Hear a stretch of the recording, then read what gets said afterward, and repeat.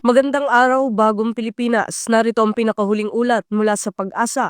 Kaugnay ng Tropical Storm Basyang, base sa Tropical Cyclone Bulletin number 9 na inilabas ngayong ikalima ng Pebrero.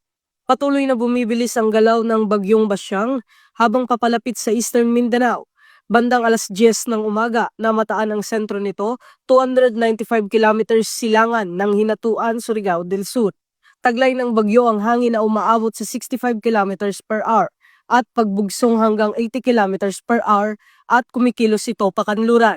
Nakataas ang Tropical Cyclone Wind Signal number 2 sa ibang bahagi ng Visayas at Mindanao, kung saan inaasahan ang malalakas hanggang malabagyong hangin sa loob ng 24 oras. Signal number 1 naman ang nakataas sa iba pang lugar sa Luzon, Visayas at Mindanao.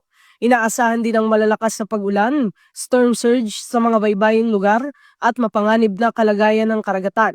Kaya't pinapayuhan ng mga mangingisda at maliliit na sasakyang pandagat na huwag munang pumalaot. Ayon sa Pag-asa, inaasahang tatama ang bagyong Basyang sa Surigao del Sur mamayang gabi bago tumawid pa sa ibang bahagi ng bansa.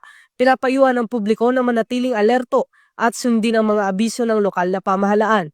Para sa mga susunod na update, manatiling nakatutok sa Police News Network.